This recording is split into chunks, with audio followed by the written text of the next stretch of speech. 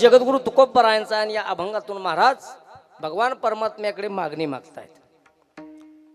ज्यांच्याकडे मागणी मागतायत तो सार्वभौम, त्या ठिकाणी सर्व विश्वाचं आधिपत्य जो चालवतो, कर्तुम अकर्तुम अन्यथा कर्तुम त्याची शक्ती आहे, तो भगवान परमात्मा. त्या परमात्म्याकडे जगद्गुरु तुकोबराय मागणी मागतायत.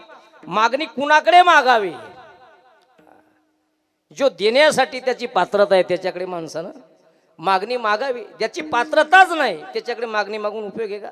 तो देणारही नाही, आपली मागणी तो पूर्ण करणारही नाही. मग जगद्गुरु तुकोबरायाने ज्या देवाकडे मागणी मागितली, या अभंगामध्ये त्या देवतेचं तुकोबरायांनी नाव घेतलेलं नाही, फक्त शब्द वापरला, हेची दान देगा देवा हा शब्द वापरला. देवा या शब्दाचे आपल्याला अनेक अर्थ करता येतील बरं का. पण तो जो देव आहे त्याचं लक्षण सांगितलं की तो देव दान देणारा आहे. कसं आहे? दान देणारा आहे. मग या विश्वाच्या पाठीवर दान मागत असताना जो देणारा आहे त्याच्याकडे 3 गुण त्या ठिकाणी असले पाहिजे. 3 गुणानं तो संपन्न असला पाहिजे. कोणते 3 गुण? एक उदारता असली पाहिजे, दुसरं स्वतंत्र असलं पाहिजे आणि तिसरं सामर्थ्य असलं पाहिजे. बरोबर आहे का नाही?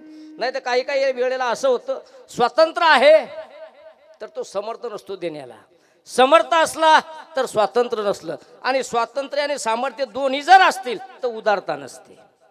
म्हणजे एक जरी गुण कमी असला तरी तो दान देऊ शकत नाही. मग जगद्गुरु तुकोबराया देवाकडे मागणी मागताय, तो देव कोणता आहे? तर तो देव फक्त एकच आहे, दान देणारा. तो देव कोणता आहे संजू महाराज? तो हा देवाचा ही देव बळिया माझा पंढरीराव, बळिया माझा पंढरीराव, बळिया माझा पंढरीराव. तो या देवाचा ही देव माझा पंढरीराव, बळिया माझा पंढरीराव, बळिया माझा पंढरीराव. कहा देवाचा ही देव बळिया माझा पंढरीराव,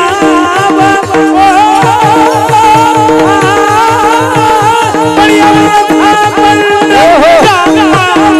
कहा देवाचा देव बळिया माझा पंढरीराव, बळिया माझा पंढरीराव, बळिया माझा पंढरीराव. दान देणारा असा फक्त एकमेव देव. कोणता? तोची एक दान शूर दाता, आणि तो देव सर्व देवाचा देव बळिया माझा पंढरीराव. सर्व देवांचा जो देव आहे तो बळिया माझा असा एकच देव आहे की तो दान देतो. मग तो देव सामर्थ्यशाली आहे का? उदार आहे का? स्वतंत्र आहे का? त्याला तर तो आहेच. सामर्थ्य जर त्याचं पाहायचं म्हटलं तर गीतेमध्ये एक श्लोक सांगितला, गतिर भरता प्रभू साक्षी निवासस्य शरणं श्रुवत प्रभव प्रलयस्थानं निधानं बीजमव्ययम्. म्या बोलविल्या वेदू बोले, म्या चालविल्या सूर्य चाले, म्या हलविल्या प्राणू हाले, जो जगाते चालका. समुद्रे रेखा ना ओलांडावी, पर्वती बैसका न सांडावी, पृथ्वीया भूते वहावी, ही आज्ञा माझी. एवढा तो सामर्थ्यशाली आहे. एवढंच नाही, त्याच्या आज्ञेशिवाय झाडाची ही पाने हाले जाती ससा, पाने हाले जाती ससा, वृक्षाची पाने हाले जाती ससा, पाने हाले जाती ससा. राहिली हाता मग कोठे, राहिली हाता मग कोठे,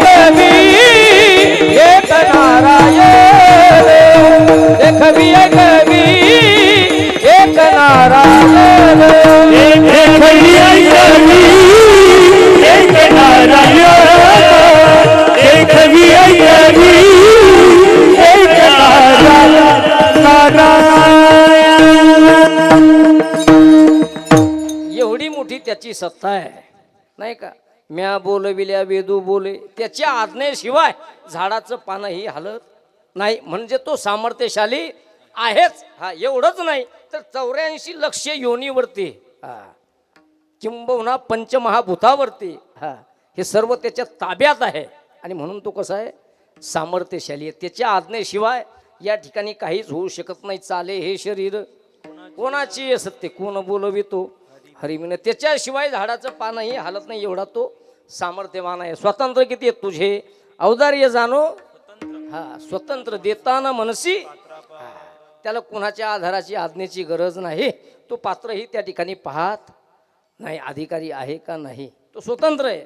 आणि उदार किती आहे, याचं उदाहरण जर आपल्याला पाहायचं असेल तर रामायणात आपल्याला जावं लागेल. याला थोडा बेस द्या, ट्रबल कमी करा.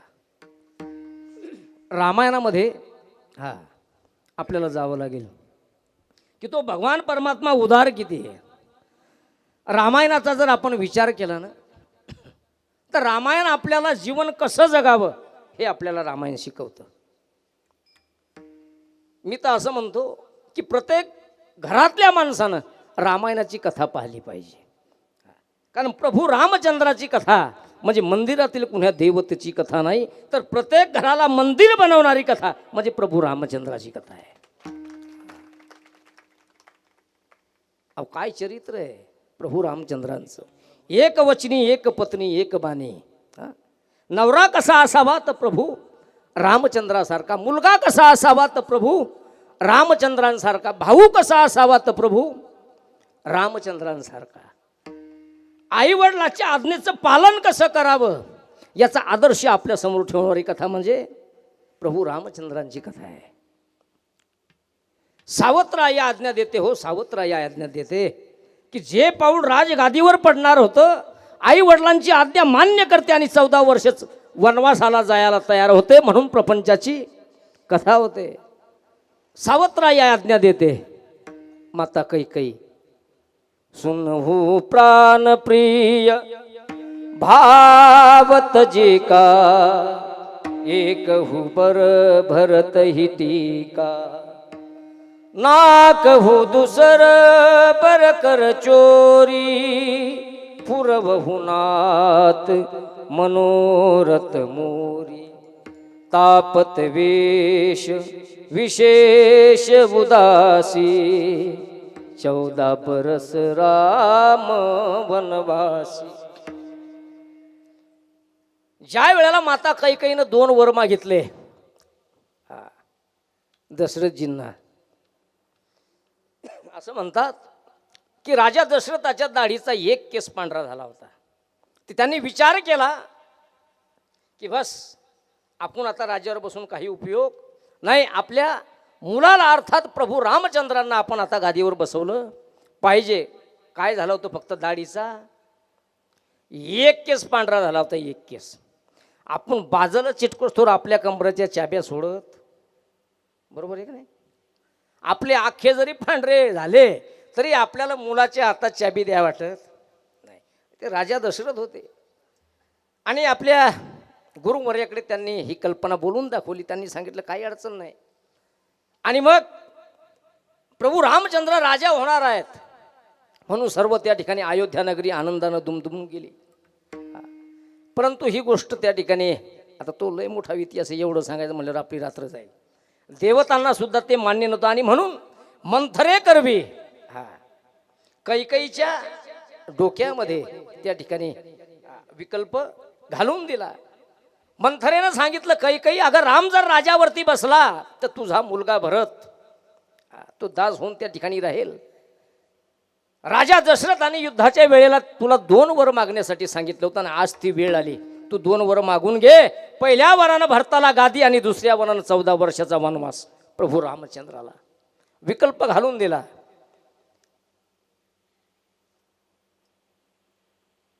राज्याभिषेकाचा त्या ठिकाणी दिवस उजाडला. सर्व अयोध्या नगरी आनंदामध्ये आणि माता कैकेयी कोपभवनामध्ये जाऊन बसलेली, केस सोडलेले आहेत, क्रोधायमान झालेली कैकेयी. सर्वत्र त्या ठिकाणी आनंद साजरा होतोय अयोध्येमध्ये. पण कैकेयी दिसत नाही म्हणून राजा दशरथ तिच्या भवनाकडे गेले. तिथं बघितलं नाही आणि पहिले रुसून बसायच्या काही काही खोल्या असायच्या, त्याला कोपभवन म्हणतात. हा, पहिल्या महिला रुसून बसत होत्या, बरोबर आहे का नाही? नवऱ्यानं किती जरी मारलं तरी महिला रुसून बसायच्या 2-2, 3-3 दिवस. आता बरोबर, सापड जरी मारली काही शिवी जरी दिली, आता ते ती म्हणते तू घर आणि तू हे लेकर, मी बॅग भरते, मी चालले. पहिला काळ होता. माता कैकेयी क्रोधायमान झालेली आहे, आपल्या कोपभवनामध्ये बसलेली आहे. राजा दशरथ पाहत पाहत आले आणि कैकेयीचा तो अवतार बघितला. म्हटले कैकेयी, अगं काय ही अवस्था काय करून घेतली तू? कैकेयीनं सांगितलं, स्वामी, युद्धाच्या वेळेला ज्यावेळी तुमचं चाक त्या ठिकाणी रथाचं फसलं होतं त्यावेळेला मी तुम्हाला मदत केली. म्हटले हो केली. म्हटले मी तुम्हाला 2 वर मागितले होते. म्हटले हो. मग ते वर म्हटले मला आता पाहिजे. म्हटले माग काय पाहिजे? तर त्यावेळेला कैकेयीनं 2 वर मागून घेतले. कोणते? पहिल्या वरानं भरताला गादी आणि दुसऱ्या वरानं प्रभू रामचंद्राला 14 वर्षाचा वनवास. जे पाऊल राजगादीवर पडणार होतं, आई वडिलांची आज्ञा मान्य कर, त्यांनी 14 वर्ष वनवासात जायला तयार होते. भरपूर वेळ झाला, तात दिसत नाहीत, वडील दिसत नाहीत, म्हणून प्रभू रामचंद्रही वडिलांना शोधायला निघाले. महालामध्ये जाऊन बघतात तर नाही, माता कैकेयी दिसत नाही. आणि म्हणून कैकेयीच्या महालाकडे प्रभू रामचंद्र जात आहेत. महालामध्ये गेल्याबरोबर समोरचं दृश्य पाहून अक्षरशः चक्कर यावी असं दृश्य बघितलं की राजा दशरथजी खाली जमिनीवरती कोसळलेले आहेत. कैकेयी मातेचा तो अवतार बघितला, केस मोकळे सोडलेले आहेत, क्रोधायमान झालेली कैकेयी. प्रभू रामचंद्र गेलेले आहेत. विचारतायत, आई तात का पडले? कैकेयी बोलायला तयार नाही. पाणी शिंपडलं. राजा दशरथ त्या ठिकाणी उठून बसले. विचारलं, हंबरडा फोडून त्या ठिकाणी राजा दशरथ रडायला लागले. रामा, तुझ्या आईनं कैकेयीनं त्या ठिकाणी 14 वर्षाचा वनवास तुला त्या ठिकाणी दिलेला आहे. प्रभू रामचंद्र काहीच बोलले नाही. आज्ञाधारी होते ते, आईवडिलांची आज्ञा पाळणारे होते, सांभाळणारे होते. प्रभू रामचंद्राच्या मुखातून शब्द निघले. म्हटले, तात अहो काय फरक पडला? म्हटले, भरत गादीवर बसला काय आणि मी गादीवर बसलो काय, एकच आहे. माझ्या आईची इच्छा आहे ना 14 वर्ष मी वनवास भोगावा, तर मी 14 वर्षाचा वनवास भोगायला तयार आहे. राजवस्त्र परिधान केलेली होती प्रभू रामचंद्रांनी, क्षणाचाही विचार नाही केला. राजवस्त्र उतरून ठेवली, वल्कल्ल धारण केली, वनवासाला जायची तयारी केली. सुमित्रा मातेच्या महालामध्ये गेले, कौसल्या मातेच्या महालामध्ये गेले आणि घडलेला वृत्तांत सांगितला. सुमित्रा माता, कौसल्या माता ढाई मोकळून त्या ठिकाणी रडायला लागल्या. आणि शेवटी त्याचं सात्वन करत करत करत प्रभू रामचंद्र सीतामायेच्या महालापर्यंत गेले. नुकतंच लग्न झालेलं, ती राजनंदिनी राज दुलारी सीता जानकी, फुलाच्या सेजेवरून चालणारी ती सीतामैया तिच्या भवनामध्ये गेले आणि सांगितलं, सीते तू राजाची मुलगी आहे, तू अजून तुझ्या डोळ्यानं कधी दुःख बघितलं नाही, परंतु माझी आई कैकेयी मला 14 वर्षाचा वनवास दिलेला आहे. मी फक्त तुझा निरोप घेण्यासाठी आलो. आणि त्यावेळेस सीतेचे शब्द आहेत, निरोप माझा कसला घेता, जेथे राघव तेथे सीता. नाथ, तुम्ही निरोप कसला घेता माझा? पतीच्या आयुष्यामध्ये किती जरी संकट आलं ना, तरी जी स्त्री पतीच्या पाठीशी खंबीरपणे उभी राहते ना, तिला पत्नी म्हणायचं. सीतेनं सांगितलं, प्रभू मी तुमची अर्धांगिनी आहे, मी तुमची पत्नी आहे, तुम्ही वनवास भोगायचा आणि मी महालात राहायचं, हे मला पटत नाही, मला मान्य नाही. मीही तुमच्यासोबत 14 वर्ष वनवास भोगायला तयार आहे. सीतामाईनं सुद्धा त्या ठिकाणी आपल्या अंगावरची राजवस्त्र उतरवली आणि प्रभू रामचंद्रासोबत, लक्ष्मणजी मी उदारता सांगतो बरं, लक्षात ठेवा, लक्ष्मणजी सीतामैया प्रभू रामचंद्रासोबत वनवासाला निघाले. पूर्ण अयोध्या त्या ठिकाणी रडते, कारण प्रभू रामचंद्रासारखा मुलगा आतापर्यंत झाला नाही, एवढा आज्ञाधारी. पूर्ण अयोध्या रडते. आणि प्रभू रामचंद्र, लक्ष्मणजी, सीतामय्या वनवासाच्या दिशेने गेलेले जंगलामध्ये. जंगल फिरतात. 14 वर्षाचा वनवास आहे.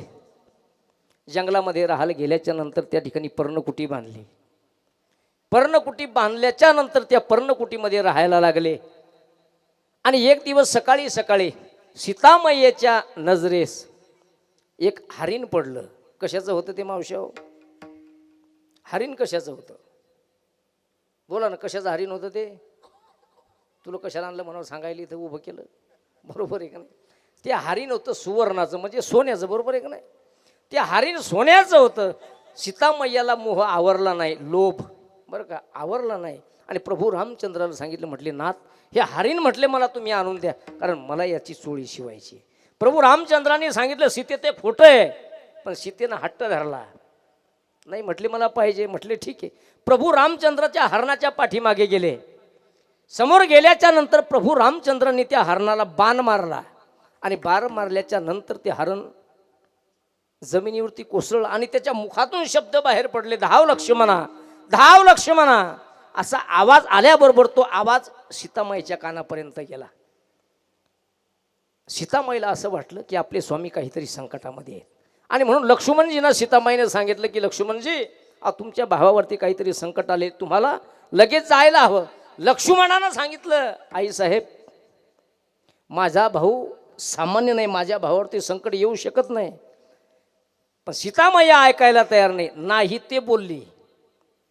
वास्तविक लक्ष्मणजी हा धीर होता, बरोबर आहे, जानकी मातेचा धीर होता, पण विश्वास ठेवला नाही लक्ष्मणावरती. नाही म्हटले, तुमच्या मनात काहीतरी काळं दिसतं, वेड वाकडं बोलल्या सीतामाई. आणि नाईलाजानं लक्ष्मणजींना त्या ठिकाणाहून निघून जाणं पडलं. आणि जाता जाता एक रेषा ओढली. तिला कोणती रेषा म्हणतात? तिला लक्ष्मण रेषा म्हणतात. ती रेषा ओढली. सांगितलं, आई साहेब, या रेषेच्या बाहेर तुम्ही पाऊल ठेवू नका. लक्ष्मणजी निघून गेले. निघून गेल्याच्या नंतर काय झालं?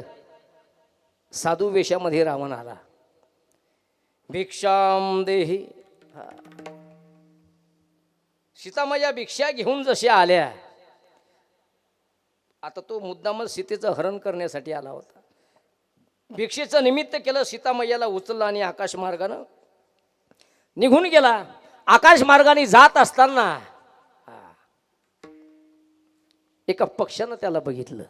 काय त्या पक्षाचं नाव? जटायूनं बघितलं. त्यानं त्याच्यासोबत युद्ध केलं, पण तो रावणानं कपटानं त्याचे पख तोडून टाकले. आणि रावण सीतामय्याला घेऊन गेला. काही वेळानंतर प्रभू रामचंद्र आणि लक्ष्मणजी पर्णकुटीवर ज्या वेळेला आले, त्यावेळेला सीतेला बघतात तर सीता कुठे आहे? पर्णकुटीमध्ये सीतामय्या नाही. यदा कदाचित लक्ष्मणजी जिचं जर ऐकलं असतं सीतामय्यानं तर असं घडलं नसतं. दीरावर जर विश्वास ठेवला असता तर असं घडलं असतं का? घडलं नसतं. कारण लक्ष्मणजी हे संत आहेत, बरोबर आहे, आणि त्या संतावरती विश्वास न ठेवल्यामुळं एवढा मोठा गोठाळा होऊन बसला. पर्णकुटीवरती प्रभू रामचंद्र आलेले आहेत, लक्ष्मणजी आलेले आहेत. आवाज देतात, सीते सीते, परंतु सीतामय्या कुठेही दिसायला तयार नाही. आणि मग मात्र संपूर्ण जंगलामध्ये लक्ष्मणजी आणि प्रभू रामचंद्र हिंडतात. वर्णन केलंय, जंगल जंगल राम फिरे रे, लंका में रोवे सीता माई, कर्म रेखा बड़ी दुस्तर है, तिल घटे नाराय. कशामुळं घडलंय? शेवटी कुठंतरी कर्म आडवं येतच बरं का. देवाला सुद्धा कर्म चुकलं. आता हा इतिहास मोठा, एवढं सांगायला आपल्याकडं वेळ नाही. सीतेसोबत असं का घडलं तर त्याला जबाबदार कर्मच आहे बरं का, बरोबर. सीतामय्या त्या ठिकाणी लंकेमध्ये रडते.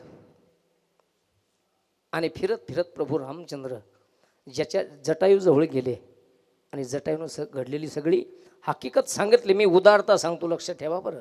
आपलं मसाडासारखं काम नाही. हलगट कसं असतंय, खुट्याहून सोडलं की परत ते खुट्यावर येत नाही, ते तिकडंच चरत जाते. तसा कीर्तनकार नसला तो जाग्यावर आला पाहिजे. मी उदारता सांगतो, लक्षात ठेवा. प्रभू रामचंद्रानं जटायूला विचारलं, प्रभू रामचंद्राच्या मांडीवरती जटायूचे प्राण. काय भाग्यवान असेल तो पक्षी की भगवंताच्या मांडीवर त्याचे प्राण सुटले. आणि मग कळालं की रावणानं सीतेला त्या ठिकाणी घेऊन गेलं. बऱ्याच वेळेला रावणाला समजवण्याचाही प्रयत्न केला, पण रावणानं सीता परत केली नाही. शेवटी ठरलं युद्ध. युद्ध ठरलं. सेतुबंधनाच्या कामाला सुरुवात झाली. सर्व वानर सेना प्रभू रामचंद्रांच्या सोबत आहे. शेवटी बिभीषणजी गेले रावणाकडे, सांगितलं, रावणा, अरे सीता ही विश्वाच्या मालकाची भार्या आहे, पत्नी आहे, त्याची अर्धांगिनी आहे, त्याची त्याला देऊन टाक. परंतु रावणानं ऐकलं नाही. शेवटी बिभीषण प्रभू रामचंद्राकडे आले. सेतुबंधनाचं काम चालू होतं. प्रभू रामचंद्रानं बिभीषणजींना पाहिलं आणि आवाज दिला, या म्हटले ना लंका नरेश, लंकापती या. आणि आल्याबरोबर सर्व वानर सेना पाहायला लागली. म्हटले, हा रावणाच्या पक्षातला आहे, नुकताच आला आणि भगवंतांनी लंका नरेश म्हणून त्याला पद बहाल केलं. आणि आम्ही म्हटले सेतू बांधण्यासाठी दगड टाकू टाकू मेलो, पण आल्याबरोबर लगेच बिभीषणला लंका नरेश म्हणून पद देऊन बी टाकलं देवानं. आणि मग सुग्रीवजी गेले प्रभू रामचंद्राकडे. सुग्रीवनं सांगितलं, म्हणे, देवा,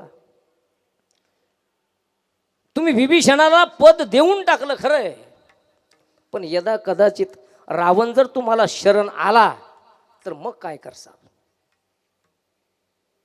प्रभू रामचंद्राने सांगितलं, म्हटले, सुग्रीवजी, तुम्हाला माझ्या पुरुषार्थावरती संशय आहे का? सुग्रीवजी म्हटले, देवा, तुमच्या पुरुषार्थावर मला संशय नाही हो, पण तुमचा स्वभावावरती मात्र मला नक्कीच संशय आहे.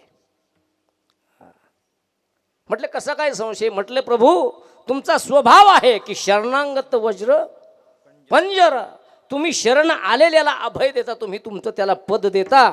मग रावण जर शरण आला तर मग काय करसाल? बिभीषणाला तर तुम्ही आधी पद देऊन बसले. प्रभू रामचंद्रानं सांगितलं, मी उदारता सांगतो, प्रभू रामचंद्रानं सांगितलं, सुग्रीवजी, जर यदा कदाचित रावण जर मला शरण आला तर रावणाची लंका मी त्यालाच देईल, परंतु बिभीषणाला मी माझी अयोध्या देईल. याला म्हणायचं उदारता. आपुलेची पद देसी दासा, आपुलेची पद देसी दासा, आपुलेची पद देई दासा, आपुलेची पद देई दासा. तुझैसा कोण उदाराची राशी,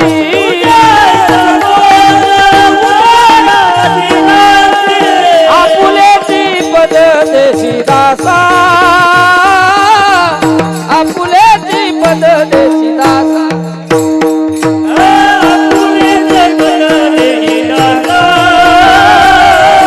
आपुलेची पद देई दासा. तुझा ऐसा कोण उदाराची राशी. स्वतःचं पद सुद्धा आपल्या दासाला देणारा भगवान परमात्मा. आणि मग तो एवढा उदार आहे, आणि त्या उदार असलेल्या परमात्म्याच्या समोर तुकोबराय उभे राहिले. आलो दान मागायास, थोर करून या आस. तुकोबराय उभे राहिले. भगवंतानं सांगितलं, काय पाहिजे तुकोबराया? तुकोबराय म्हणतायत, देवा, पहिली गोष्ट, मी मागण्यासाठी तर आलोच नाही, कारण आमच्या परंपरेत मागणी ही बसत नाही. काही मागणे हे आम्हा अनुचित, वडिलाची रीत जाण, हे आमच्या परंपरेत नाही. पण तू म्हणतोयस ना काहीतरी मागा, तर मग द्यायचं जर असेल तर हेच दान दे अभंगाच्या पहिल्या चरणात. हेची दान दे गा देवा, हेची दान दे गा देवा, हेची दान दे गा देवा, हेची दान दे गा देवा, हेची दान दे गा देवा,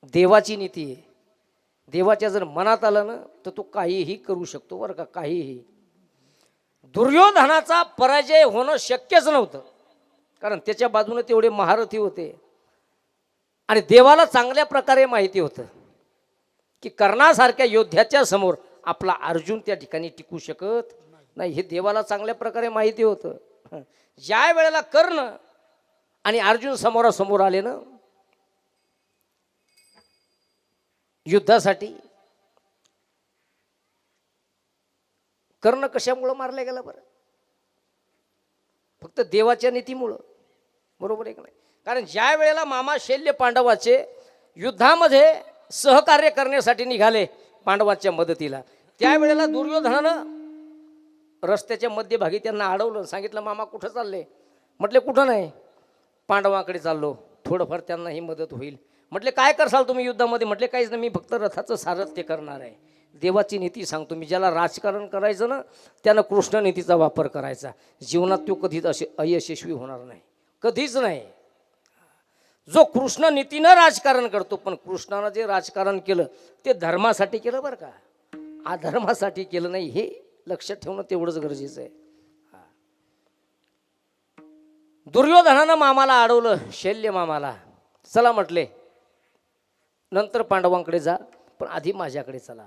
आता दुर्योधन हा धूर्त होता, धूर्त कोल्हा होता. त्यानं मामा शल्येला घरामध्ये नेलं, हत्तीवर बसवलं, मिरवणूक काढली, फुलांच्या माळा गळ्यामध्ये घातल्या, पंचपक्वान्नाचं जेवण दिलं आणि हा शल्य मामा बोलला. दुर्योधन म्हटला, मामा तुम्ही पांडवाकडे जासाल, त्यांच्या रथाचं सारथ्य करणार हा. अरे मग त्याच्यापेक्षा माझ्याकडेच राहणं, माझ्या ठिकाणी माझ्याकडे कर्णाचं रथाचं सारथ्य तुम्ही करा. भुलला ना तो कोण? शल्य भुलला. म्हटले काय अडचण नाही. दुर्योधनाच्या बाजूनं कर्णाच्या रथावरती सारथ्य करण्यासाठी तयार झाला शल्य. आणि ही बातमी मग देवाला कळाली. देवानं सांगितलं, धर्मराजा आता जर आपण शल्य मामा फोडले नाही तर आपल्या अर्जुनाचं काही खरं नाही. म्हटले ठीक आहे. म्हटले काय करायचं देवा? म्हटले काहीच नाही, तुम्ही मामा शल्येकडे जा, शल्येला फक्त एवढंच सांगा की ज्या वेळेला कर्ण बाण मारल ना त्यावेळेला कर्णाचं मनोबल, त्याचं धैर्य खचवण्याचा प्रयत्न करा, त्याची एकाग्रता भंग करण्याचा प्रयत्न करा. काय अडचण नाही म्हणे. मामा शल्याकडे गेला, शल्याकडे गेले धर्मराज आणि सांगितलं. तर शल्यानं शल्याचं काम केलं. ज्या वेळेला दुर्योधन आणि कर्ण समोरासमोर आले ना त्यावेळेला अर्जुन बाण मारायचा, पण अर्जुनाचा बाण हा कर्णाच्या रथापर्यंत जात नव्हता. तरी देव म्हणायचा, वा अर्जुना, अरे तुझ्यासारखा धनुर्धारी नाही, काय बाण मारतो अर्जुना तू. आणि कर्णानं बाण मारला की मामा शल्य म्हणायचे, काय कर्णा बाण मारा लागला तू? नुसता म्हणतो एक नंबरचा धनुर्धारी मी. अरे तो अर्जुन बघ काय सुंदर बाण मारतो आणि तू काय बाण मारायला लागला. तुमच्या लक्षात आलं ना की एक नंबरचा धनुर्धारी कर्ण असताना सुद्धा त्याचं खच्चीकरण करायचं काम करत होता कोण? शल्य. म्हणून अशा खच्चीकरण करणाऱ्या लोकांपासून सुद्धा सावध राहायची गरज आहे बरं का. मनोबल खसवण्याचं काम करत होता तो, एकाग्रता भंग करण्याचं काम करत होता कर्णाची. आणि मग असं करता करता करता करता कर्णाला राग येऊ लागला. युद्ध चालू आहे आणि समोर गेल्याच्या नंतर कर्णाच्या रथाचं चाक जमिनीत फसलं. आणि जमिनीत चाक फसल्याच्या नंतर कर्णानं सांगितलं, मामा म्हटले खाली उतरा, रथाचं चाक काढा. शल्येनं सांगितलं मी? अरे म्हटलं मी राजा आहे, राजा कुठं खाली उतरून रथाचं चाक काढत असतो का? आता नियम असा आहे, मालक जर गाडीत बसेल असेल आणि गाडीचं टायर जर पंक्चर झालं तर जॅक लावायचं काम कोणाचं आहे? ड्रायव्हरचं आहे. बरोबर आहे का नाही? मग तसा हा ड्रायव्हर कोण होता? शल्य. पण शल्य म्हटला मी राजा आहे, मी खाली उतरणार रात, तुझ्या रथाचं चाक फसलं ते तू काढायचं, मला सांगायचं नाही. आणि जसा कर्ण रथाच्या खाली उतरला देवानं बघितलं, म्हणले अर्जुना एवढाच चान्स आहे तुला, आता जर कर्ण वाचला तर एकही पांडव वाचणार नाही. पाय म्हटले तुला काय करायचं? अर्जुन म्हटला, देवा अरे निशस्त्रावरती शस्त्र चालवत नसतात, ही नीती तू आज शिकवली.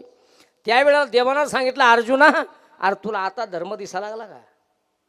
अरे ज्या वेळेला तुझा मुलगा अभिमन्यू चक्रव्यूहामध्ये अडकून यांनीच मारला, हाच कर्ण त्या ठिकाणी उपस्थित होता, त्यावेळेला याला धर्म कळाला नाही का?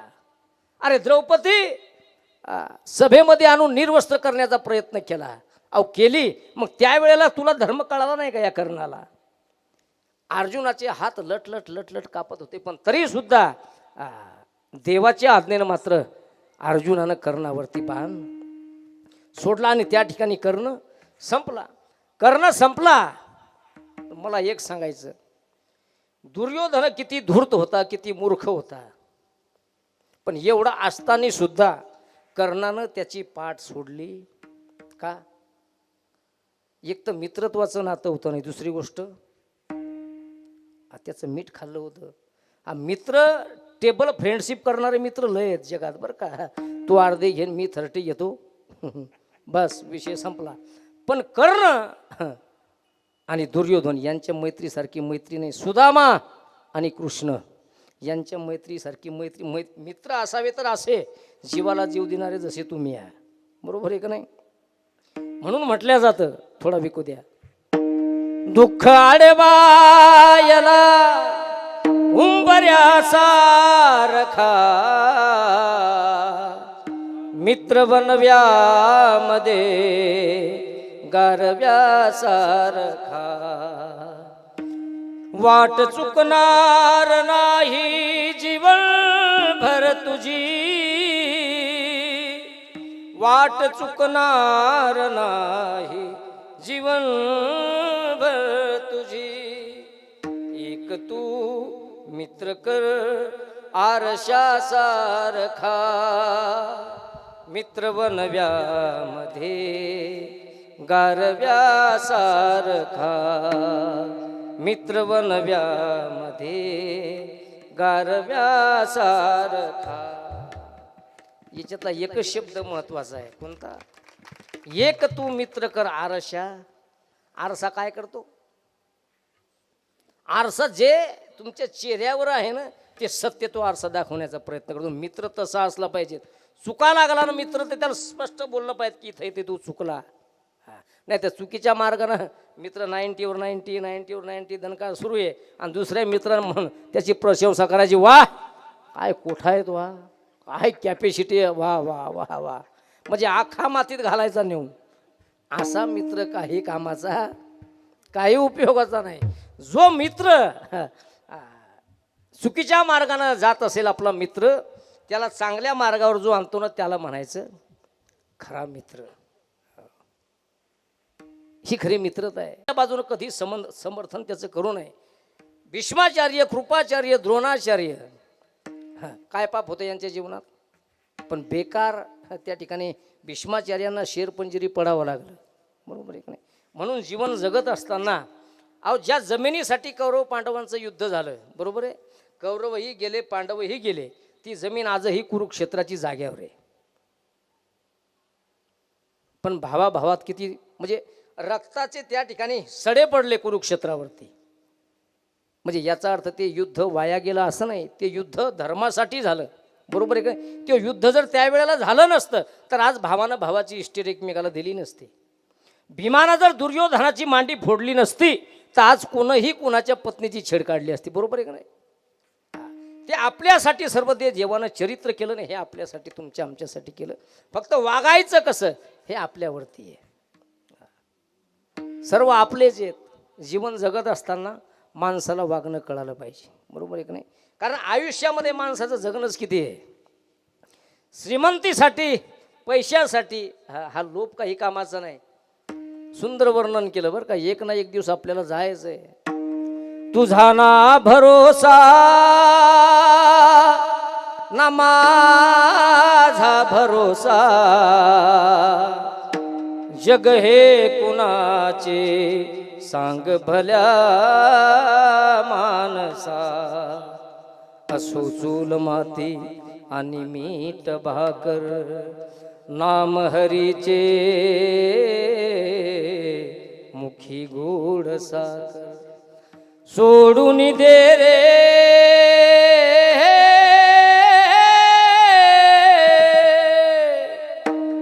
सोडून दे रे तू धनाच्या लालसा, जग हे कुणाचे सांग भल्या मानसा कधी लागेल कधी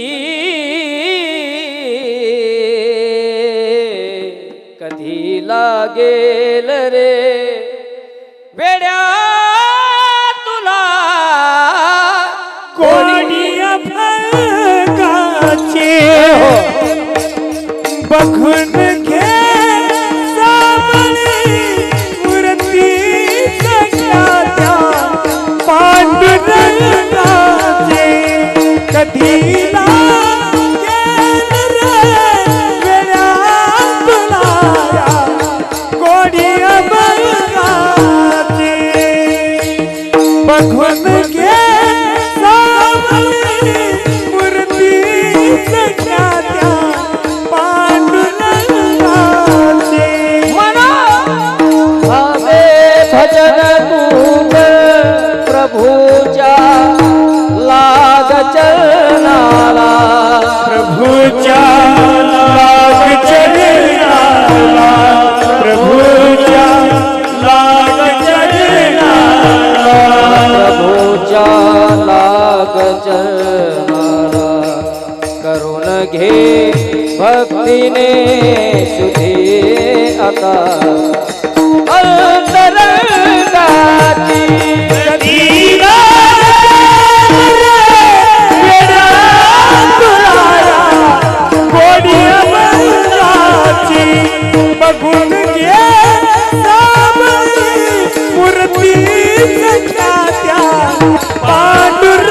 पांडुरंगाची जगायचं किती दिवस आपल्याला म्हणून माणसानं लोभ हा सोडून द्यायचा धनाची लालसा ही केली नाही पाहिजे जेवढा मोह तुम्ही करसाल तेवढा तुम्ही अधपतनाच्या दिशेला गेल्याशिवाय राहणार नाही म्हणून जीवन जगत असताना चांगलं जगलं पाहिजे बरं का देवाकडे मागायचं ना तर चांगलं मागलं पाहिजे जे लोक स्वार्थासाठी देवाकडे मागणी करतात ना त्यांची मागणी कधीच यशस्वी होत नाही आणि खरा जो देवाचा भक्त आहे तो देवाला चुकीची कधीच मागणी करत नाही तो मागायच्या वक्ती विचारच करतो देवाकडे विचारच करतो तो कारण देवानं असं आपल्याला द्यायचं कमी काय ठेवलं संदीप भाऊ काय कमी दिलं देवानं आपल्याला एवढं मोठं हे शरीर दान दिले इंद्रिय हातपाय कान एवढं मोठं शरीर दिल्याच्या नंतर देवानं देण्याचं बाकी काय ठेवलं आणि म्हणून जो खरा भक्त आहे ना तो विचार करतो आपण आरतीमध्ये रोज म्हणतो मांगू तुझसे क्या मैं यही सोचू भगवन जिंदगी जब तेरे नाम करती है अर्पण सब कुछ तेरा कुछ नहीं मेरा चिंता है तुझको प्रभु संसार की मन में बसा कर तेरी मूर्ति मन में बसा कर तेरी मूर्ति उतारू मैं गिरधर तेरी आरती उतारू मैं गिरधर तेरी आरती तेरी आरती काय मागावं देवाला विचारवंत भक्त हा देवाकडे मागण्याच्या आधी 10 वेळेला विचार करतो बरोबर आहे आणि देवाकडे जर मागायचंच असेल तर विश्वाच्या कल्याणासाठी मागावं स्वतःच्या स्वार्थासाठी नाही जे जगद्गुरु तुकोबरायाने मागितलं तुझा विसरण व्हावा बरं ठीक आहे जगद्गुरु तुकोबराया पण हे दान दिल्याच्या नंतर तुम्ही काय करसाल अभंगाचं दुसरं गुण चरण. गायिना वाडे गुण गायिना आवडे ओ गुण गायिना आवडे गुण गायिना आवडे ओ गुण गायिना आवडे गुण गायिना आवडे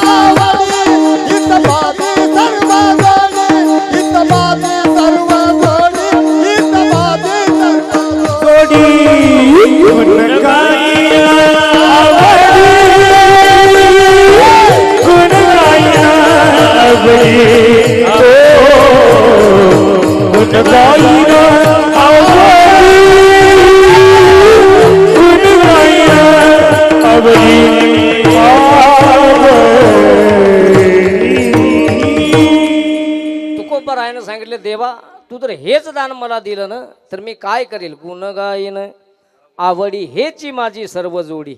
जोडी म्हणजे लाभ, जोडी म्हणजे मिळकत, हीच माझी त्या ठिकाणी सर्व जोडी आहे. याच्यामध्येच मला सर्व त्या ठिकाणी लाभ आहे. आणि हाच खरा लाभ आहे. भगवंताच्या गुणाचं गुणानुवाद करणं, त्या ठिकाणी त्याचं चिंतन करणं, याच्यातच माणसाची काय आहे जोडी आहे. असे कितीतरी भक्त होऊन गेले. आणि त्याचं गुणगान का करायचं? कारण त्या परमात्म्याशिवाय आपल्याला या जगतामध्ये दुसरा कुणाचाच आधार नाही. थपटाकाचा शाम का है सहारा वरना क्या है हमारा. लाख गहरी हो नदिया शाम देगा किनारा. त्या परमात्म्याशिवाय या संसाररूपी भवसागरातून पहिलं तीराला, त्या काठावर नेणारा आम्हाला दुसरा कोणीच नाही. म्हणून त्याचा सहारा. आणि म्हणून तुकोबाराय म्हणतात गुण गायन आवडी. हा, हे नाते गोते हे सगळ्या खोट्या गोष्टी आहेत. या सगळ्या खोट्या गोष्टी आहेत. हो, सगळ्या खोट्या गोष्टी आहेत बरं का. आसमान में उड़ने वाले मिट्टी में मिल जाएगा. कसमें वादे प्यार वफा सब बातें हैं बातों का क्या. कोई किसी का नहीं रे झूठे, नाते हैं नातों का क्या. इथं कुणी कोणाचं नाही. म्हणून एक धरीला चित्ती आम्ही रखुमाईचा. त्या परमात्म्याशिवाय दुसरं कोणीच नाही. तुम्ही पहा, अनेक भक्तांच्या याद आहेत. भक्त प्रल्हाद असतील, किती संकट आली, ते स्वतःच्या बापाने मारण्याचा प्रयत्न केला, पण भगवंताचं चिंतन सोडलं नाही. तुम्ही मीराबाई पहा, मेवाड प्रांतातून कुठं आल्या? वृंदावनामध्ये आल्या. सासूनं छळ केला, दिरानं केला, नवऱ्यानं केला, सर्व त्याग केला आणि वृंदावनामध्ये आल्या. एवढंच नाही, बापानं विष दिलं हो, परंतु भगवत भक्तीमध्ये एवढ्या रममान झाल्या. शाम के रंग में ऐसी डूबी आप बनी मैं शाह. प्रेम की माला जपते जपते आप बनी मैं शाह. सासों की माला पे सिमरू में सीताराम. सासों की माला पे सिमरू में राधे श्याम सीताराम. काहे तेरी अखियों में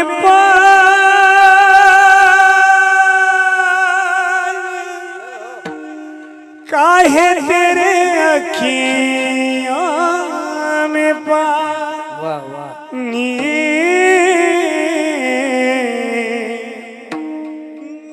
काहे तेरी अखियों में काहे तेरे अखियों में पानी.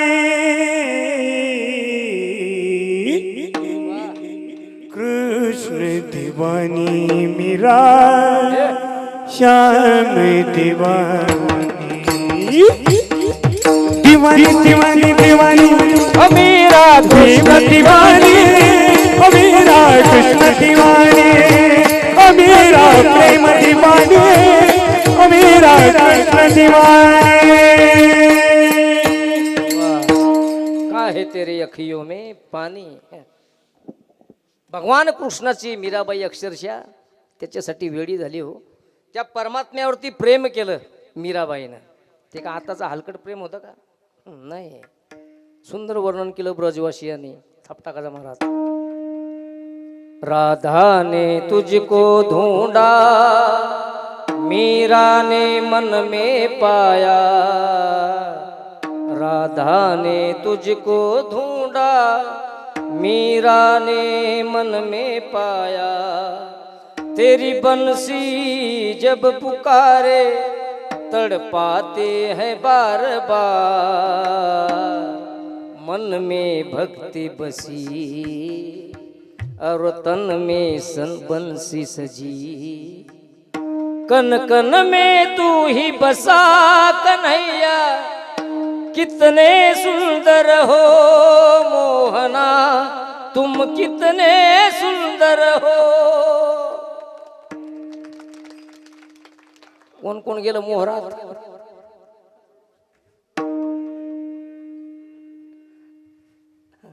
भाव आहे मीराबाईचा तो, बरोबर आहे का नाही? मीराबाई म्हणते देवा तुझ्यासाठी हे पूर्ण या जगाचा मी काय केला, हा विसर पाडला रे, मला या जगाशी काही देणं घेणं नाही. हो काय गरज आहे? आणि भक्त खरा भक्त तोच आहे की ज्याला जगाचा विसर पडतो, तो भक्त भगवंताच्या गुणानुवादामध्ये दंग होतो. आणि तेच मीराबाईने केलं. सारी दुनिया हर जाए बस तुझ में है सच्चाई, इसलिए छोड़ के दुनिया तेरी ओर खिंची चली आए. बरोबर आहे का नाही? तेरी सूरत जैसी मूरत मैं देखूं बार बार, मन में भक्ति बसी और तन में बंसी सजी, कन कन में तू ही बसा कन्हैया, कितने सुंदर हो मोहना तुम कितने सुंदर हो. अहो का वेडा होणार नाही? त्या देवाचं रूप कसं आहे? राजस सकुमार मदनाचा पुतळा, रवी शशिकळा लोपलिया. एवढा सुंदर तो परमात्मा आहे. मग का वेड होणार नाही? हा पंढरपूरचा नीळा लावण्याचा पुतळा, विठू देखिएला डोळा, बाई ये वो वेधले वो मन, जयाची ये गुणी. नाही तुम्ही मजाल हे गाणेच म्हणा लागलं. प्रमाण एकच सांगे ना, बरोबर आहे का नाही? हा प्रमाण बी आहे. सुंदर ते ध्यान उभे विटेवरी, सुंदर ते ध्यान. किती सुंदर आहे परमात्मा. बरोबर आहे डॉक्टर साहेब? बोर झाले का तुम्ही? बोर झाले का हो? हा नाही ना? असेच राहा बरं का. पण मला असं वाटत नाही तुम्ही बोर झाले. विठ्ठल विठ्ठल विठ्ठल. विठ्ठला विठ्ठला विठ्ठला. आणि अशा भक्तासाठी देव काहीही करायला तयार होतो बरं. काही फक्त मागणी माणसाची त्या ठिकाणी योग्य पाहिजे. मागणी मागत असताना देवाला एकच मागायचं की देवा ज्या ज्या वेळेस तू जन्माला घालशील आणि कोणत्याही योनीला जन्माला घाल, फक्त तुझ्या चरणाचा मला दास कर. हरिदासाची ये घरी, फक्त मला तुझ्या दरबारामध्ये तुझी चरण सेवा करण्याची संधी मला प्राप्त झाली पाहिजे. नाही का? ये जीवन जितनी बार मिले कान्हा तेरा दरबार मिले, ये जीवन जितनी बार मिले श्यामा तेरा दरबार मिले. देवाला एवढीच मागणी करायची की देवा कुठल्याही योनीला तू जन्माला घाल, पण मला तुझ्या दरबारातला दास कर. ही म्हणायची योग्य मागणी. विठ्ठल विठ्ठल.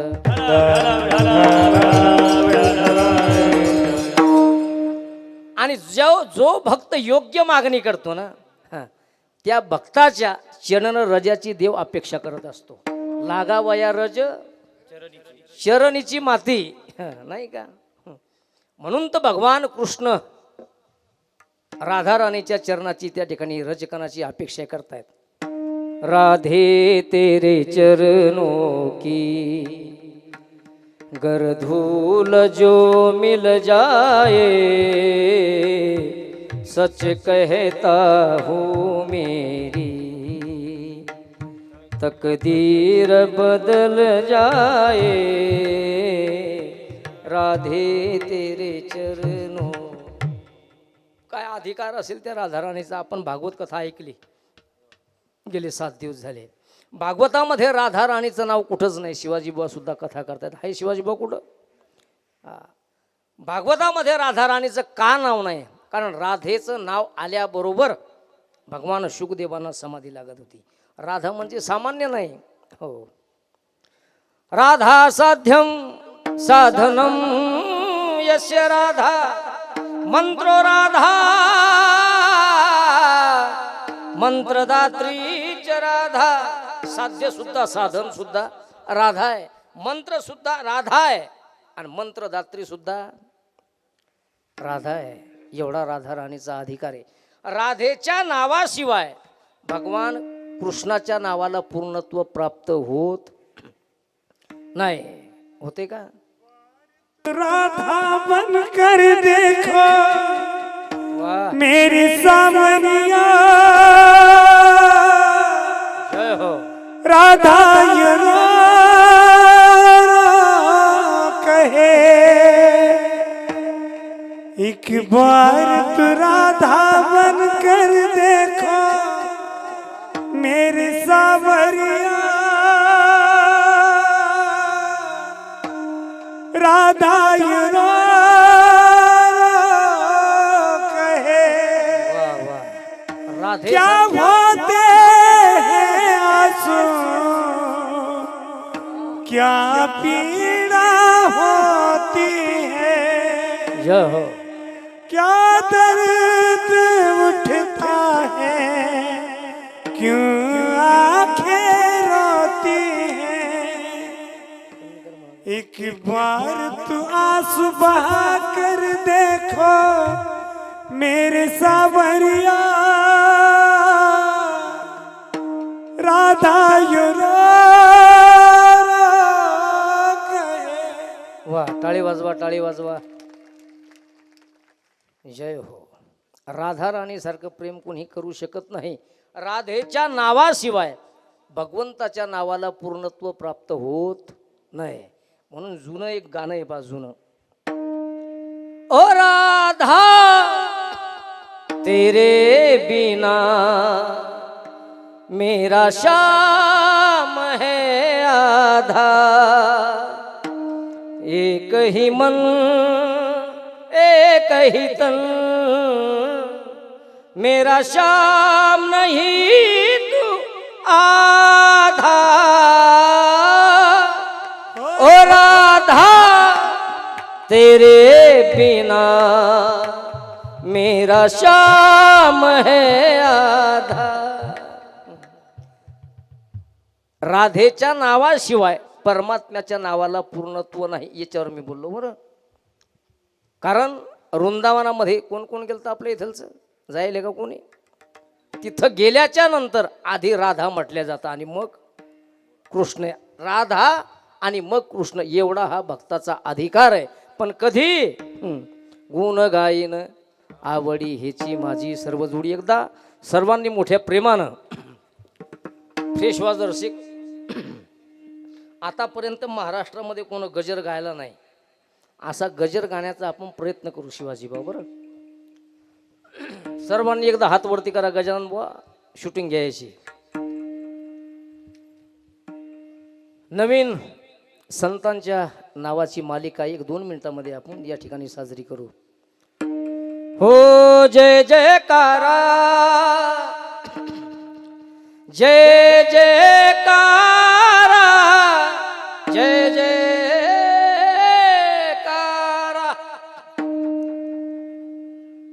जय जयकारा ज्ञानोबारायांचा.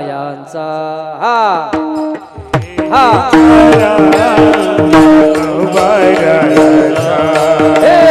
जय जयकारा ज्ञानोबारायांचा.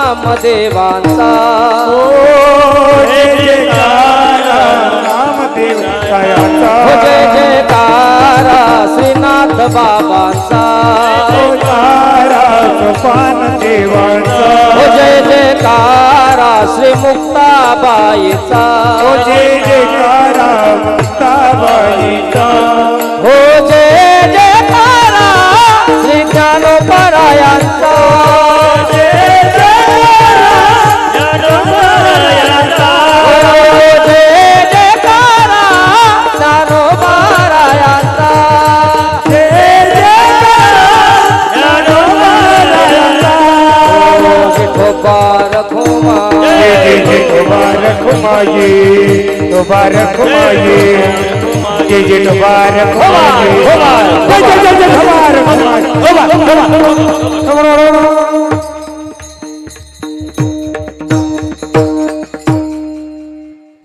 जवळ जवळ आपली वेळ संपत आली पण 15 मिनिटं आपण घेऊ बरोबर चालते ना मंडळी मावशा हो का नाही म्हणजे असं म्हणजे कळे ना मला नेमकं काय स्वार्थासाठी जगद्गुरु तुकोबरायांनी देवाकडे मागणी केली पण एकमेव त्या पांडुरंग परमात्म्या समोरच हात पसरले इतर दुसऱ्या कोणासमोर हात पसरवले नाही आणि आपला वार आला की देव बदलतो आपली मागणी कशी काय पूर्ण करणार तो परमात्मा स्वतःच्या स्वार्थापोटी मागणी मागणाऱ्यांना हे विश्व त्या ठिकाणी विसरून जात असते पण ते विश्वाच्या कल्याणासाठी मागणी करतात ना समाज हा त्यांना चंद्र सूर्य आहे तोपर्यंत आठवणीत ठेवल्याशिवाय राहत नाही फक्त मागणी कशी पाहिजेत विश्वाच्या कल्याणासाठी पाहिजेत आपल्या मुलांसाठी मागणी मागणारे आई वडील सुद्धा असतात बरोबर आहे का नाही की आपल्या मुलाचं भलं व्हावं कल्याण व्हावं याच्यासाठी मागणी मागणारे आई वडील सुद्धा असतात विठ्ठल विठ्ठल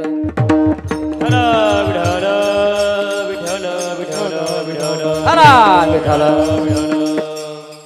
मी थोडा वेगळ्या अंगाने बोलतो बरं का डॉक्टर साहेब प्रत्येक माणसाने प्रत्येक कीर्तनकाराने आतापर्यंत आईची गोडवी गायली बरोबर खरं आहे कारण आईसारखं दैवत या जगतावर कुठेच नाही कुठेच नाही कारण आतापर्यंत संतांनी ग्रंथांनी पंथांनी आई वडिलाचं एवढं महात्म्य त्या ठिकाणी प्रतिपादन केलं तरी लोक म्हणत असतात की कीर्तनामध्ये आई वडिलावर कशासाठी बोललं पाहिजे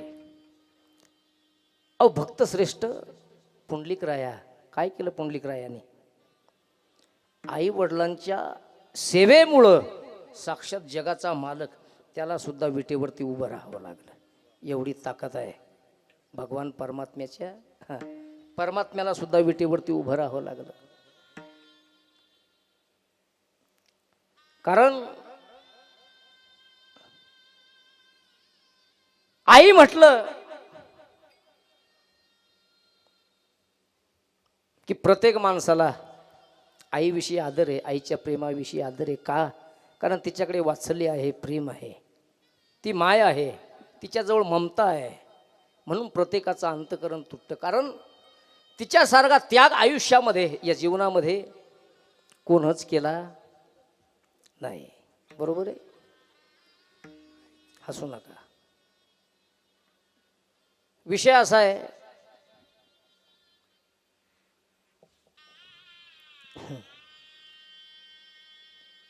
आतापर्यंत आईचे गोडवे अनेकांनी गायले आणि खरंच आहे ना ज्याच्या आयुष्यातून आई निघून गेली ना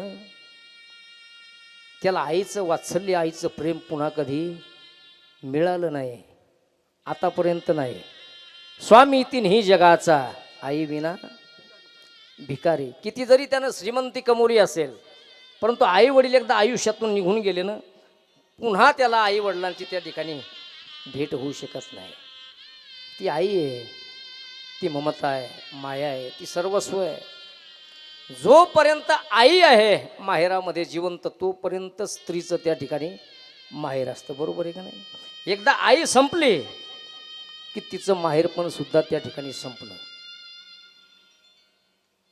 आणि मग आई गेल्यावर काय अवस्था होते प्रत्येकानं आईचे गोडवे गायले आई मला 1 रुपया दे म्हटलं की आई लगेच पिवशीतून 1 रुपया काढून देते हो पण ज्या बापानं आयुष्यभर आपल्यासाठी कबाड कष्ट केले, हाडाचे काढे केले, रक्ताचं पाणी केलं, दिवस रात्र आपल्यासाठी त्या ठिकाणी कष्ट केले, तो बाप मात्र किती जणांच्या लक्षात राहिला याची विचार आम्हाला कुठंतरी करावा लागेल. अरे पात्रता नसताना सुद्धा 50-50 हजार, 1-1 लाख, 2-2 लाख रुपये फी तो आपल्या मुलांची भरतो. पात्रता नसताना सुद्धा आपल्या संपूर्ण आयुष्याची कमाई एका क्षणात त्या ठिकाणी आपल्या अवलादीसाठी तो एका क्षणाचाही विचार करत नाही की ही शिदोरी माझ्या आयुष्याची आहे आणि याला जर मी आज ही शिदोरी पूर्ण खर्च केली तर समोर चालून हा माझा सांभाळ करेल की नाही, हा प्रश्न आहे. आजची नवतरुण पिढी जर आम्ही पाहिली तर नेत्याच्या वाढदिवसाच्या निमित्तानं बाटली बाटली रक्तदान करणारे तरुण आज आम्ही डोळ्यानं पाहतो. पण बापानं जर 1 घोट पाणी मागितलं ना तर तो मुलगा 1 घोट पाणी द्यायला सुद्धा तयार नाही. ही आजची अवस्था आहे तरुण पिढीची. कारण बाप हे असं पात्र आहे की बाप असताना माणसाला त्याची किंमत कळत नाही आणि गेल्यावर तो मिळत नाही. तो बाप आहे. अहो 70 वर्षाचा आमचा बाप असू द्या आणि शेतामध्ये गुरं घेऊन जाऊ द्या, त्याला चारण्यासाठी बैल घेऊन जाऊ द्या. 70 वर्षाचा आमचा बाप ज्या वेळेला बैल चारण्यासाठी जातो ना शेतात, आणि शेतात गेल्याच्या नंतर तो बैल दुसऱ्याच्या बांधावर जाऊ द्या, दुसऱ्याच्या बांधावर गेलेला बैल आमच्या 70 वर्षाच्या बापाच्या आवाजानं एका आवाजात दुसऱ्याच्या बांधावर गेलेला बैल पुन्हा फिरून मागं कळतो. पण पोटचा पोरगा 25 वर्षाच्या स्वतःच्या बापाच्या हाकेला ओ देत नाही. हे दुर्दैव आहे. क्रिकेटमध्ये रोहित शर्मा असेल, विराट कोहली असेल, 100 रन जर त्यांनी केले ना तर आम्ही उभं राहून त्यांच्यासाठी टाळी वाजवतो. बरोबर आहे का नाही? आम्ही त्यांच्यासाठी टाळी वाजवतो. परंतु तो आमचा बाप शेतामध्ये 42, 45, 47 डिग्रीमध्ये वखराच्या पाठीमागं ज्या वेळेला हजारो धावा तो पूर्ण करतो ना, या बांधाच्या त्या बांधाला, तो बाप किती मुलांच्या लक्षात राहिला, किती मुलांच्या लक्षात तो बाप आला. अहो एवढंच नाही, जास्त बोलत नाही, वेळ संपत चालली आहे आपली. महाराष्ट्राचे राजे छत्रपती 32 मन सोन्याचं सिंहासन उभं केलं, डोक्यामध्ये सोन्याचा मुकुट आलेला आहे. 1674चा तो दिवस. छत्रपती शिवाजी महाराज महालामध्ये चक्रा मारतायत. सायंकाळच्या वेळेला मासाहेब जिजाऊ आलेले आहेत. जिजाऊच्या समोर गेले छत्रपती शिवराय, आपल्या डोक्यातला मुकुट काढून ठेवला आणि मासाहेबाच्या मांडीवरती डोकं ठेवलं आणि रडायला लागले. मासाहेब, आम्ही राजे झालो, आमच्या डोक्यावरती सोन्याचा मुकुट आला, 32 मन सोन्याचं सिंहासन उभं केलं. मासाहेब म्हणतात, हो राजे, पण तुम्ही रडता का? त्यावेळेला छत्रपती शिवरायांचे उद्गार आहेत, मासाहेब, आमच्या डोक्यामध्ये सोन्याचा मुकुट आला, 32 मन सोन्याचं सिंहासन उभं केलं मासाहेब, परंतु हे पाहण्यासाठी तुमच्या कपाळाचं कुंकू आणि आमचा बाप राजा शहाजी आज जिवंत नाही आहेत. कदाचित ते जर आज असते मासाहेब तर त्यांना किती आनंद झाला असता. हे महाराष्ट्राच्या राजाला वाटा हो, बापाची उणीव महाराष्ट्राच्या राजाला भासली, मग तुम्ही आम्ही कोण आहोत? एकच सांगेल की परमार्थ करत असताना माणसानं पाप करायला घाबरलं पाहिजे आणि संसार करत असताना बापाला घाबरलं पाहिजे. तुमचं आयुष्य सुखी झाल्याशिवाय राहणार नाही. दसऱ्याच्या दिवशी अख्ख्या गावाच्या तुम्ही पाया पडा, अख्ख्या गावाच्या पाया पडा दसऱ्याच्या दिवशी, परंतु त्याच दिवशी तुमच्या डोक्यावर आणि तुमच्या पाठीवर आशीर्वादाचा हात ठेवणारा तुमचा बाप जर एकदा निघून गेला ना, तो हात तुम्हाला आयुष्यात पुन्हा कधी दिसणार नाही, कधीच नाही. संकटामध्ये किती संकट असू द्या तुम्हाला, किती संकट येऊ द्या तुमच्यावरती, परंतु तुमच्या डोळ्यामध्ये अश्रूचा एकही थेंब येऊ देत नाही, त्या पात्राचं नाव बाप आहे. आणि एकदा जर बाप निघून गेला ना, बाप निघून गेल्याच्या नंतर तो फक्त 13 दिवसाचं सुतूक देऊन जात नाही मालक, मग उभा आयुष्यभर तो आपल्याला सुतकाट टाकून जातो. त्या पात्राचं नाव बाप आहे. तुमच्या डोळ्यात आलेले अश्रू बाप गेल्याच्या नंतर दुसरा पुसणारा कोणीच नाही. आमचे डॉक्टर साहेब नेहमी म्हणतात, महाराज की आई वडिलाबद्दल तुम्ही बोललं पाहिजे. खरं आहे त्यांचं, कारण ही काळाची गरज आहे. वास्तविक हे स्टेज ते नाही आहे, परंतु बोलणं ही काळाची गरज आहे. आणि म्हणून त्याच्यासाठी सुंदर कवित्व एक रचना केलेली आहे. का विकू द्या थोडा. माझ्या डोळ्यातली आसव कुणी मायेनं पुसताना, उरी हुंद का दाटतो या गोष्ट बापाची सांगताना. माझ्या इवल्या मुखात भरविला त्याने घास, त्याच्या परम कष्टान आज शोभतो सुखात. त्याने बघितलं सपन, त्याने बघितलं सपन, पाला उसाचा काढताना, उरी हुंद दाटतो या गोष्ट बापाची सांगताना. त्याच्या फाटक्या सदऱ्याला किती थिगळा जोडलेली, उभ्या आयुष्याला त्यानं कशी कातर लावलेली. मला कसस होत या, मला कसस होत या, कुणी बाबा म्हणताना, उरी हुंद का दाटतो या गोष्ट बापाची सांगताना, गोष्ट बापाची सांगताना.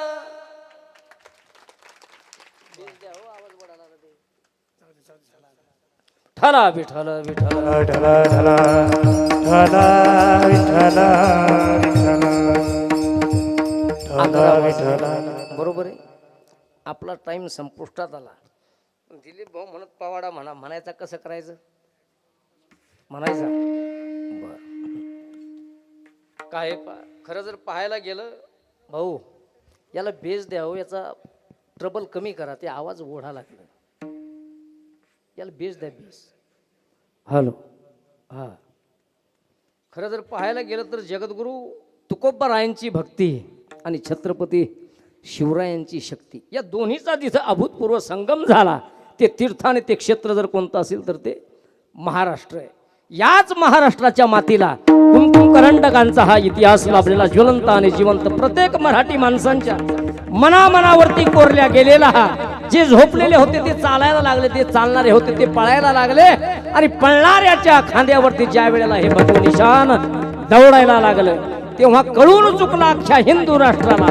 विजय सारखी तलवार चालवून गेला, निधड्या छातीनं अख्खा हिंदुस्तान हलवून गेला. मुठभर मावळे किमतीला घेऊन अख्ख्या सैतानाला निघून गेला. वाघ नख्यानं अफजल खानाचा कोथळा फाडून गेला. अरे स्वर्गात गेल्यावरती सुद्धा सर्व देवतांनी ज्याला झुकून मुजरा केला, असा मर्द छत्रपती शिवाजी राजा होऊन गेला. शिवाजी राजा होऊन गेला. अरे पण केलं काय या शिवाजी राजाला? या शिवाजी राजांचा इतिहास, या शिवाजी राजाचा पराक्रम, या शिवाजी राजांचं दातृत्व, या शिवाजी राजांचं मातृत्व, या शिवाजी राजांचा आलेख सोपं नाही. या शिवाजी राजांचं धारिष्ट्य एक काळ आला याच छत्रपती शिवरायांना पकडण्याचा, याच छत्रपती शिवरायांना कब्जात घेण्याचा, आणि कुठेतरी विडे उचलायला सुरुवात झाली आणि भरला दरबार. नजरेत तिच्या अंगार हो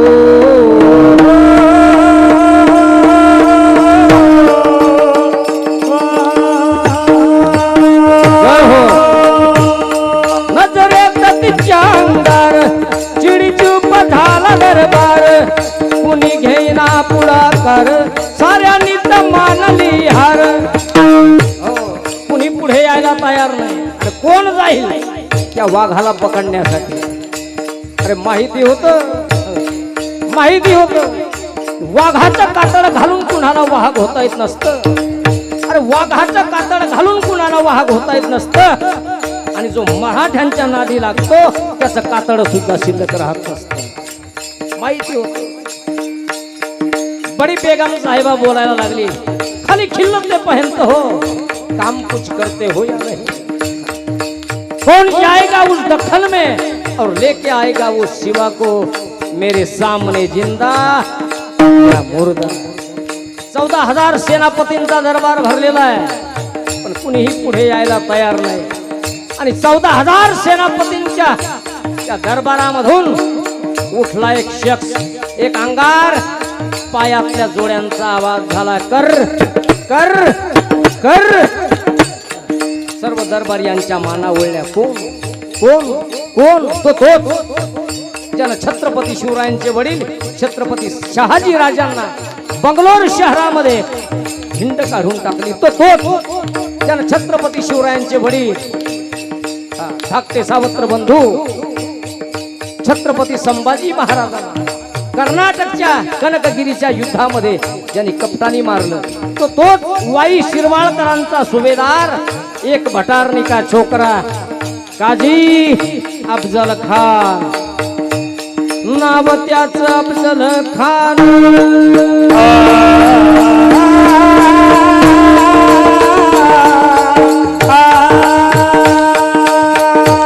नाव त्याचं अफजल खान जिता जाता जणू सैतान असा दिसणारा तो अफजल खान त्याला सांगितलं बड़ी बेगम साहिबा हम जाएंगे उस दखल में और लेके आएंगे उस शिवा को आपके सामने जिंदा या मुर्दा आणि निघाला त्याच घोड दळ पायदळ त्याच घोड दळ पायदळ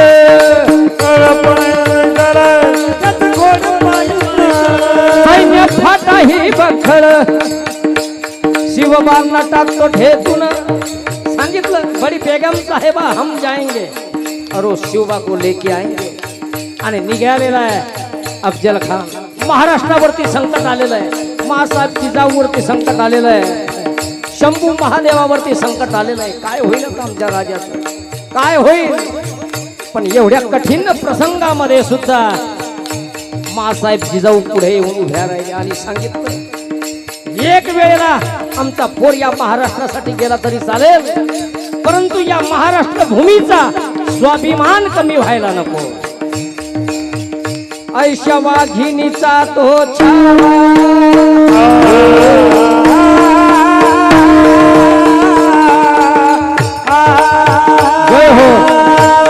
ऐशा वाघिणीचा तो छावा धनी मला कसा रेठावा डोक्यात गणी मी गावा भेटीसाठी घातला सांगावा भेटीसाठी सांगावा पाठवलेला आहे ठरलं पांढरं निशाण आलं दोघांनीही प्रतापगडाच्या पायथ्याशी 10 अंगरक्षकांसमवेत एकमेकांना भेटायचं ठरलं वेळ ठरली वार ठरला दोघांनीही भेटायचं आणि त्याच वेळेला अफजल खान आलेला आहे प्रतापगडच्या पायथ्याशी खान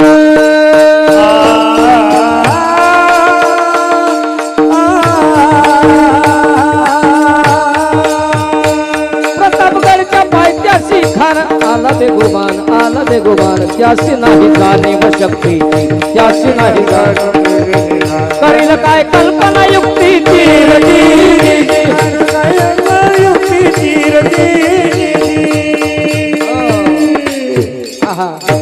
त्याला आमच्या राजाच्या शक्तीची त्या ठिकाणी कल्पना नाहीये आमचा राजा म्हणजे काय सामान्य नाहीये वेळ ठरलेली आहे आणि अफजल खान प्रतापगडाच्या पायथ्याशी आलेला आहे. आपला फौज फाटा सैन्य फाटा घेऊन त्या ठिकाणी आलेला आहे. आणि मग त्या वेळेला मात्र छत्रपती शिवरायांनी खानाच्या भेटीसाठी छान उभारीला, भेटीसाठी छान उभारीला, भेटीसाठी छान उभारीला, भेटीसाठी छान उभारीला. नक्षीदार शामियान्याला, नक्षीदार शामियान्याला, लक्षदार जामियाला, लक्षदार जामियाला. सुंदर असा त्या ठिकाणी शामियाना उभारलेला आहे.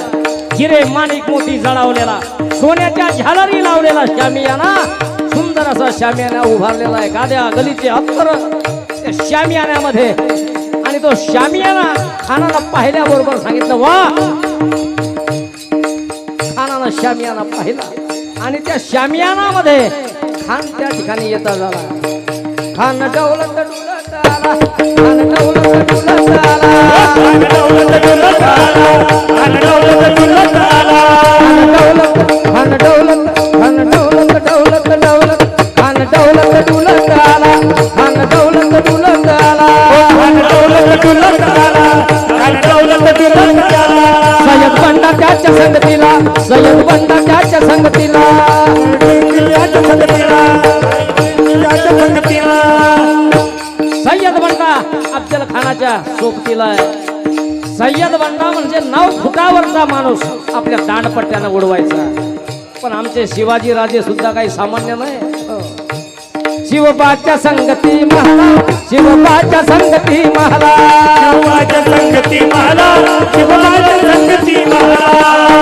आमच्या राजासोबत सुद्धा जीवा महाला. सय्यद बंडा 9 फुटावरचा माणूस उडवत होता, पण आमचा सय्यद बंडा 9.5 फुटावरचा माणूस उडवायचा. ज्या वेळेस खानानं शामियाना पाहिला, शामियान्यामध्ये आला आणि खानानं राजांना आवाज दिला. खान हाक मारितो हसरी, खान हाक मारितो हसरी, खान हाक मारतो हसरी, खान हाक मारतो हसरी. रोखून नजर गर्दी जिरहा जिरहा जी जी जी जी, जिरहार जिरहार जी जी, जिरहार जी जी जी. खानानं आवाज दिला. राजे आओ हमारे गले लग जाओ. राजाला आवाज दिला. आवाज दिल्याबरोबर प्रसंग निर्माण झाला. शुद्ध सप्तमी अधिक अष्टमीचा मुहूर्त आहे. घटिका बुडाली, मुहूर्त बुडाला. सर्व महाराष्ट्र डोळे लावून आहे की काय होईल आमच्या राजाचं, कसं होईल आमच्या राजाचं. आणि जसा खानानं आवाज दिला, आवाज दिल्याबरोबर राजे आले. हा हा स्पीड स्पीड. हनुमान दाभिमान्याला, हनुमान दाभिमान्याला, कचारीचा वार त्यानं केला, कचारीचा वार त्यानं केला, कचरीचा मार त्याने केला, कचरीचा मार त्याने केला. चिलखत होता अंगारा, चिलखत होता अंगारा. कर कर आवाज झाला, कर कर आवाज झाला. छत्रपती शिवरायांना दग्याची जाणीव झाल्याबरोबर छत्रपती शिवराय सावध झाले आणि छत्रपती शिवरायांनी वाघ नख काढली. पोटामध्ये बी कडक दिला, पोटामध्ये बी कडक दिला. वाघ नख्याचा मारा केला, वाघ नख्याचा मारा केला. खानाचा कोतडा बाहेर आला. जिरे जिरे जी जी जी जी जी. अफजल खानाचा कोथळा त्या ठिकाणी छत्रपती शिवरायांनी बाहेर काढला आणि अफजल खान चित्कारला. दगा दगा असं म्हटल्याबरोबर सय्यद बंडा सावध झाला. सय्यद बंडा सावध होऊन दांडपट्ट्याचा वार करणार छत्रपती शिवरायावरती. जीवा महाला समोर आला आणि जीवा महालानं आपल्या दांडपट्ट्यानं सय्यद बंडाचा हात छाटला आणि तेव्हापासून म्हटल्या जात होता जीवा म्हणून वाचला शिवा, होता जीवा म्हणून वाचला शिवा. तेव्हापासून म्हण पडली. प्रतापगडचे युद्ध झाले,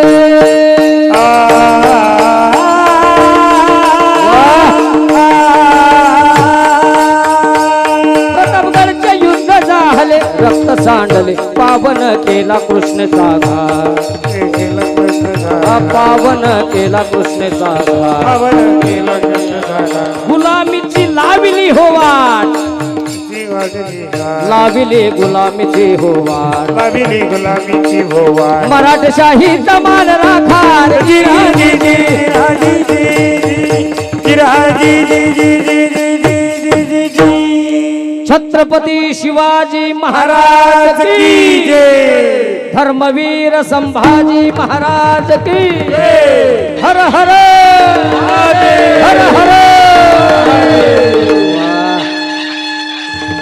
जय हो वाजवा एकदा टाळी आता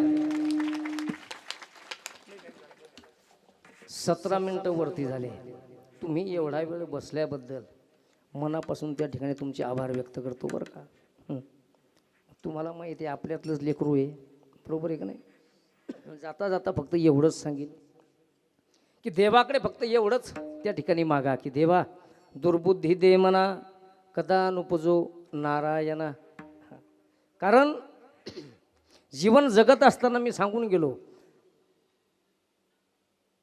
की जीवनामध्ये फक्त आनंदी जीवन जगा हे कधी आपल्याला हे या शरीरातून श्वास निघून जातील काही सांगता येत नाही आणि आपल्या माणसाची कदर करायला शिका मग तो भाऊ असेल बाप असेल काका असेल चुलता असेल बहीण असेल काकू असेल मावशी असेल बरोबर आहे का कारण ज्या वेळेला आपली तिरडी सजल्या जाते ना ज्या वेळेला आपली तिरडी सजते ना आपली प्रेतयात्रा निघते ना आणि स्मशानभूमीत गेल्याच्या नंतर ज्या वेळेला आपल्या तिरडीला अग्निदहन दिल्या जाते ना त्यावेळेला फक्त आपल्याच लोकांच्या डोळ्यातून अश्रू येतात बरं का नाही तर स्मशानभूमीमध्ये आमची चिता पेटत असताना आम्ही हसून गप्पा मारणारे लोक कितीतरी पाहिले म्हणून काही काही लोक सांगत असतात अहो 10 वर्ष झाले भावाचा दरवाजा ओलांडला नाही अरे काय पुरुषार्थ केला बापा तो